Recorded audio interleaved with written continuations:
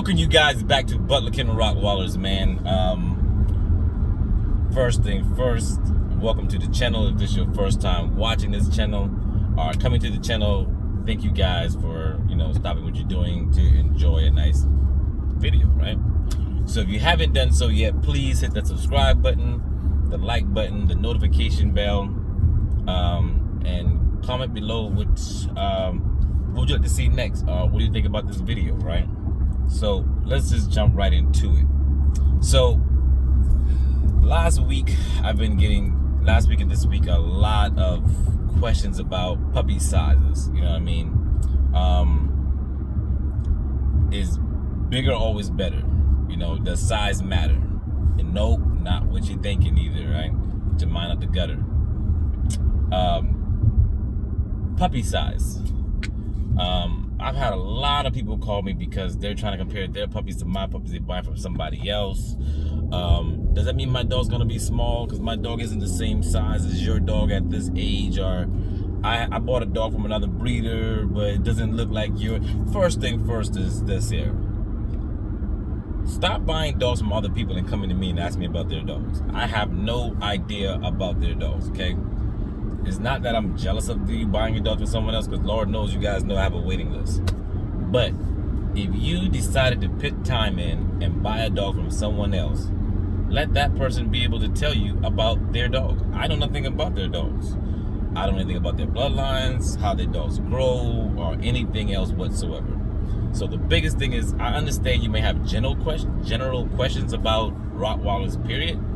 But you guys have to stop asking me about sending me pictures of dogs you bought from someone else and asking me what do I think about it. And I'm gonna give you the same answer that I tell everybody. It's not my dog. I know nothing about it. I'm not gonna even comment on it. I don't know about that dog. That's not my responsibility. If you bought a dog from a breeder that you entrusted enough to give them some money for a dog, or whatever, you should be able to have a conversation with your breeder, and your breeder should be able to tell you everything about that dog, why that dog is there.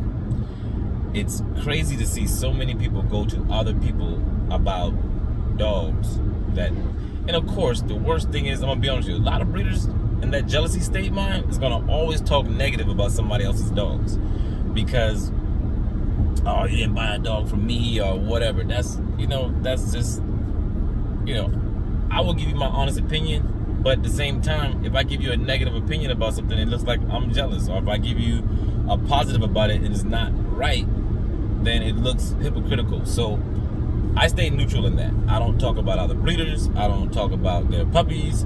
I don't do any of that. Do your research. If you like their dogs, get a dog from them. If you don't send me a picture of someone else's dog and come to me and say, hey, can you produce this? And I'm gonna tell you like I tell everybody else. Go to that breeder to get the dog like that. If you see my dogs and you love my dogs and like the way my dogs look and the consistency of my dogs, then come to me, right? It's crazy to see so many people going to other breeders trying to get a dog like mine.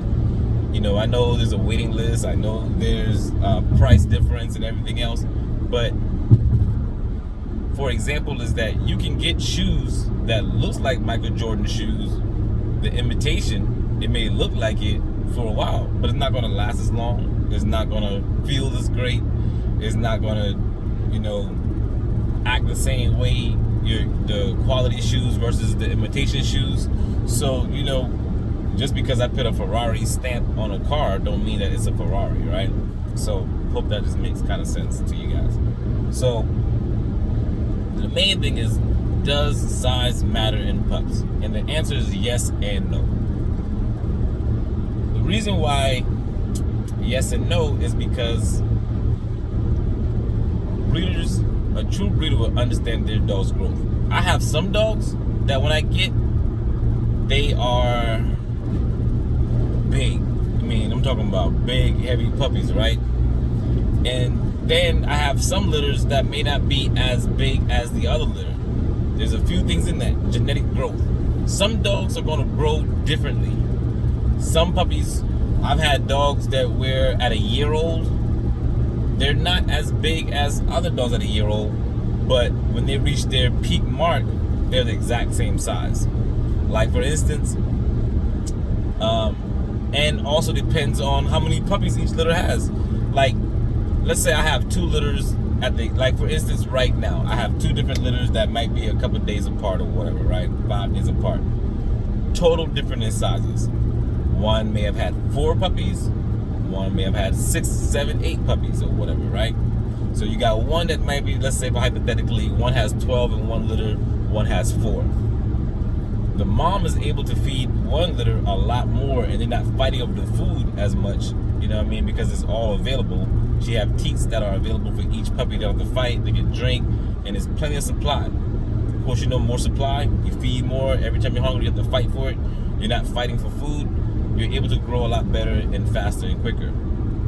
Let's say you have another litter that might be 12 in that litter. That's everybody's fighting for food. And of course, the biggest ones are going to push the smallest ones away. When they full, they fall off, they go to sleep or whatever. Then the small ones are able to try to nurse. That's where a lot of breeders come in at, true breeders, and they're trying to help mom out with getting the smaller ones on. Now, what I do a lot is, I actually, if I have a lot in the litter, I would actually let the smallest ones drink first, all right? Try to separate them and let the smaller one drink first, and then have the bigger ones come afterwards or whatever, you know, at least until everybody's kind of, you know, equal a little bit that way. So then you have genetics about a dog. So you got some things that's going to be genetics, some that's going to be just natural, what's going on right then and there. Some of my dogs are just naturally big at first, the growth. You know,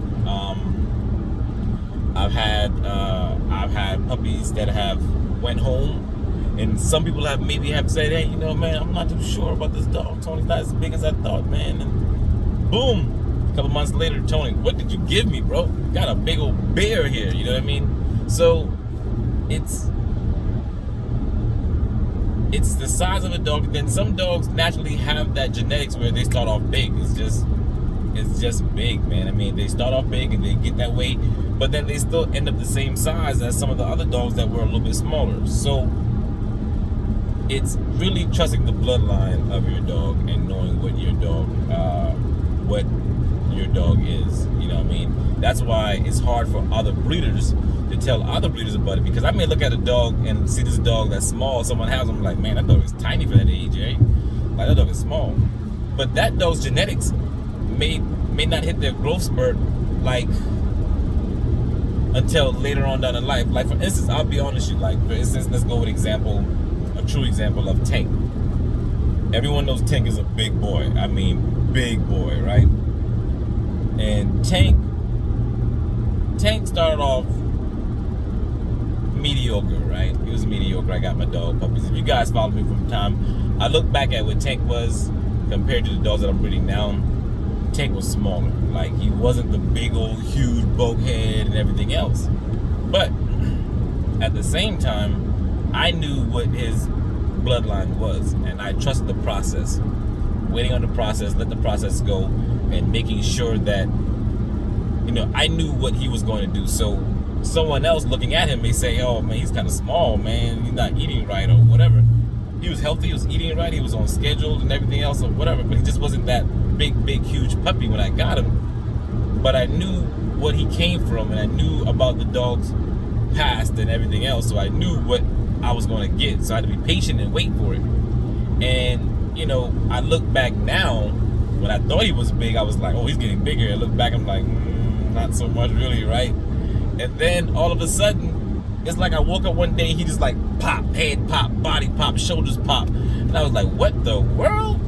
This is what, you know, trusting the process is all about. So Tank may have puppies that's like him, a slow growing process. Whereas Sting may have puppies that start off bam, big.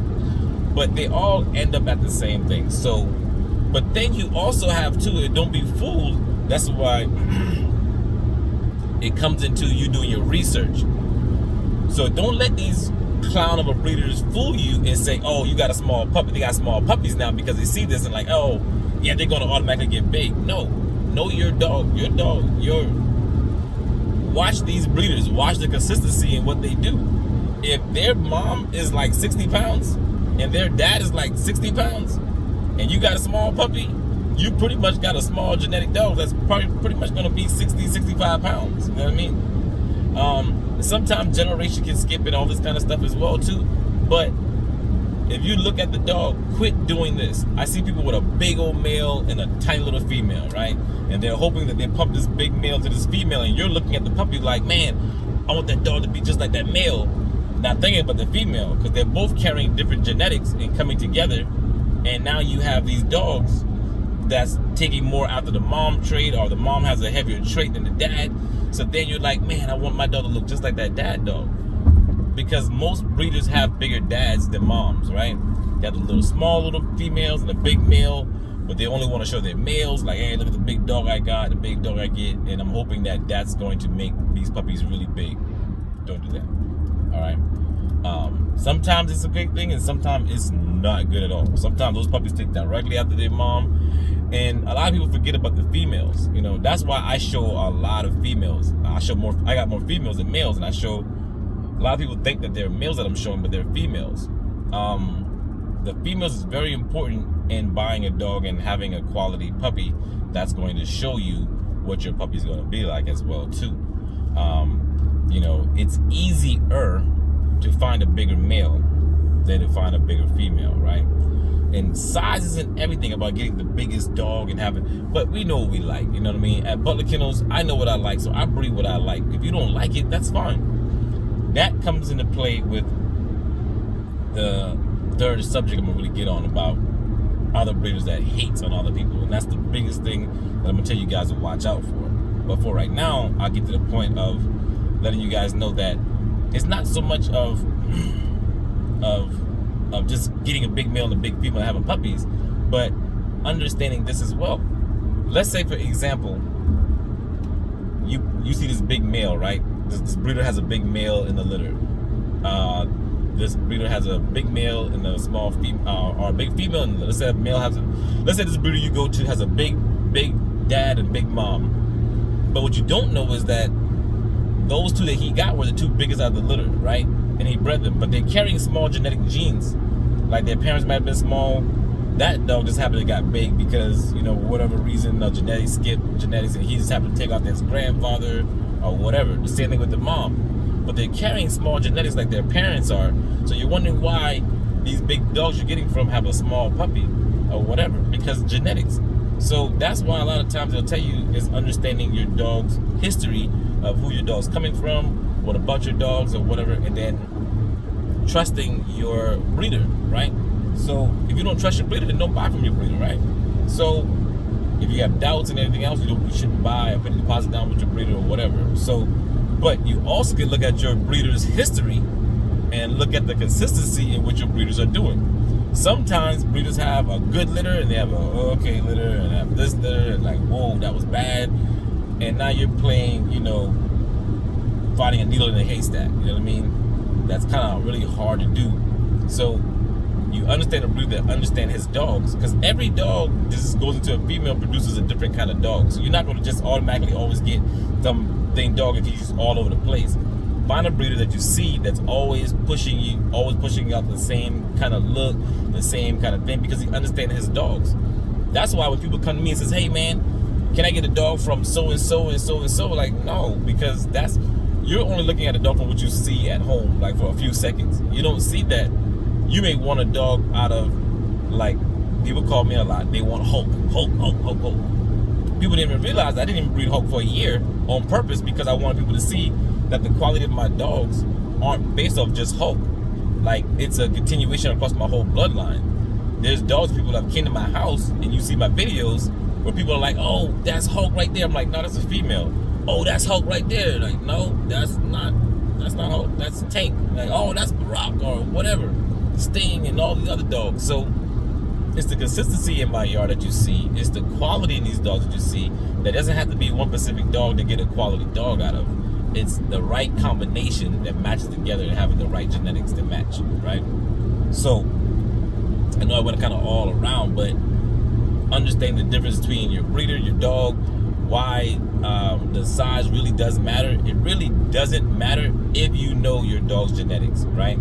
If your breeder knows and don't just be fooled by breeders telling you what this dog is. If you see, like I said, if you see their dog's consistency it's always about 60-pound dogs and you're really looking for a 100-pound dog, then that might not be the dog. Don't think that you're going to be the special kind of person that's going to make this dog much bigger. And the size of a dog really doesn't make this dog any more or less of a quality dog because it's 100 pounds or 80 pounds or whatever. But if that's what you want, then get that. Because people use different dogs for different reasons. Some people are into shits and training. Some are into protective work. Some just want a big family pet. Some are into shows or whatever. So your body type of a dog depends on what you're looking for at that breeder. Don't let someone that breeds a dog that's 60 pounds telling you they're going to give you a dog that's 120 pounds. You see what I'm saying? And I know everybody think their dogs are 200 pounds and it's not. I see a lot of posts where people are posting about, yeah, my dog is 220 pounds. And I'm just like, whoa, man, that's 220 pounds, man. That's crazy. You know what I mean? I'm going to be honest with you. So don't be fooled by a lot of people telling you their dogs are, I don't know if they're standing on the scale with their dogs, but yeah. So don't let that fool you. My next thing about it is stop, man, listen. Stop taking these advice and stop listening to these people that, for instance, an example. I have so much haters. People who are mad at me, never bought a dog from me. Breeders, not people, breeders that are mad. Somebody made a post and said, hey, Tony, man, I went to go look at a dog and I mentioned your name. Breeders went off. Butler Kennels ain't this, and he don't do this, and this and that, and everything else, or whatever the case is. Never bought a dog from me, never taught me. They hear something from somebody else, and they take it and run with it, right? So, you got to realize one major thing. When I was that small guy that nobody really knew, or people did know about it, but I wasn't on the scale that where I'm at now, nobody cared about me. Nobody cared to write anything bad or say anything bad about me because it wasn't a competition for them. You know, but now I guess to me, I don't feel competition because to have a competition means you're competing against someone. I'm not competing against anybody.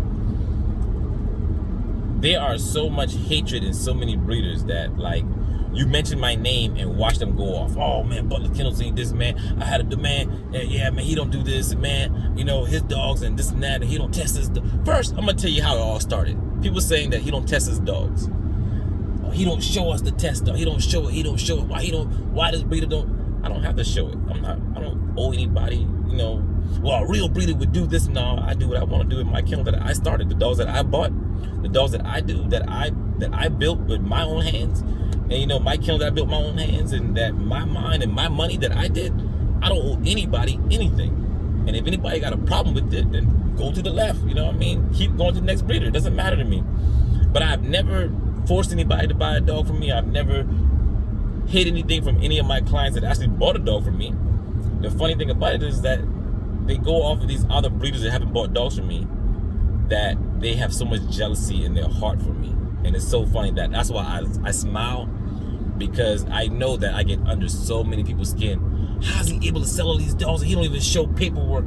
I don't even show the bloodlines. I don't show all this stuff here. I don't need to show the public my bloodlines. I show the quality of my dogs. I don't need to show everybody that all of my dogs are champions. Like, I don't need to talk about it. That's not a driving force for me. A lot of breeders would always use the fact that their dogs are champions, and the first thing they start off with, oh, my dog is from so-and-so and so-and-so or whatever. It's like, okay, but your dog still look like trash. Doesn't matter. Because just because you got a dog with a title dog that's a grandfather's a title and this dog is here, doesn't mean you're going to get a quality dog. Doesn't mean that at all. These dogs that's put together doesn't mean quality. Just because you buy a dog from overseas do not mean you got a quality dog. I've got plenty of people right now that have bought dogs from me. Well, that have bought dogs from overseas and then came back and bought a dog from me because the dog they bought from overseas wasn't what they thought it was going to be. You know what I mean? And they're like, hey, why is that though? But I bought a dog from a thing that has a champion, and the champion is. That's why I don't post champions about my dogs. And my dogs have champion in the first line pedigree, second, third, and generations keep going on and on. Not in the far back generation, you know. And people will start off by saying, oh, first the hate started off with, he don't test his dogs, then he tests his dogs. Then it was, he had a dog that supposedly died of JVP and everything else. Then it was, oh, supposedly they had to change it up because for legal terms or whatever. No, keep saying it. Like, And then when the lawyers come after them, then it's like, oh, no, I said supposedly or whatever to try to make myself seem clear. No, if it's what it is, say it. You know what I mean? I have no problems. You know, anything I do, I have no problem being transparent with what I do. If I had a dog that died of something, I say it. This is what it was. But it wasn't, you know? And even when my clients and people have came on there that have said, no, they had dogs from me that I passed away, that wasn't because of anything on my end, they still will be like, oh, the hate will come out. Butler Kittles paid him to say that. Like, anybody knows or watch any of my videos, I don't do any editing in any of my videos. My videos are not cut. They're not this and that. People talk about the quality of my dogs. The hatred come out because they're like, how is it that this breeder is able to, people are so happy with his dog, we got to find something, and we're going to try to narrate the mind frame of those. You know what I mean? He has a big following. He has this and that, and he's not doing it the way that other breeders want me to do it. And that's the biggest thing. Like, they want me to be a sheep for them. And it's so crazy that when you watch, man, when you see other breeders get upset at you about your business, it lets you know that they're not focused enough on their business. They're too much concerned with my business, and they think that I'm competition for them, and that's why they can't succeed. So without further ado, man, it's already been 21 minutes on this video, so I'm gonna cut it short and just let you guys know. But size does matter, but it doesn't matter if you know the quality of your breeder, what he does, the dog itself. Trust the process. If you have doubts about buying a dog from a breeder and what his dog is going to produce, then take a step back, examine him as a breeder, see what he's been producing, and look at his history. History will always show you what your dog is. You know what I mean? People go by your history about a lot of things. You know, with schoolwork, education, what have you done shows you your progress. That's why the quality of what you do now. And some people have gotten better dogs over the time, and you know, as we want to grow and be better. I believe I'm better than I was 10 years ago, 16 years ago, 15 years ago, 10 years ago, 5 years ago. Every year my job, and I strive to get better and better and better. So watch your breeders, watch your consistency, watch what they do, and you guys, man, just stay focused about, you know, on what it is. And don't get too fooled up. It's dogs, man. It's animals that we love. And sometimes you have that trial and error where you may have a dog in the litter that might have two beautiful moms and dad that still produce a dog that wasn't as great. So, you know, be patient with your breeder. Understand your breeder. Understand what he do. And like I said, that was just a subject that I've gotten so many questions on this week here as well. But that's about it. All I got, really, honestly. But hope this really sinks in your head before you buy a dog. And don't just buy a dog on a whim. And stop letting these breeders tell you guys, oh, this is the only puppy left, and I'm going to sell you this dog, and you better hurry and buy it. Stop letting breeders force you guys to buy dogs. Your breeder should be able to want you to get the right dog for you. Make sure that your breeder can tell you what his dogs are used for before you tell them what you're looking for. Because if you tell your breeder, hey, I'm looking for a dog that can do this, this, this, and this, he's going to tell you this dog is made for this, this, and that. He's going to tell you exactly what you just wanted to hear just to get a dog sale. Some breeders, not all, I'm going to take that back, some breeders. If you get yourself a good breeder, they'll tell you exactly what's the purpose of their dogs and what they're doing it for and all that kind of stuff. So, you know, that's what it is, man. But I'm almost at my destination, so hope you guys been blessed, be good, and treat each other right. Make sure you hit the subscribe button, the like button, even if you're following me on my Facebook page, my YouTube page, my Instagram page. Give me a call if you have any questions about getting on my list or talking about my dogs. 843-670-3346. It's a South Carolina number. I'm in Texas. My name is Tony. Tony. All right. So 843-670-3346. You guys be blessed. We out.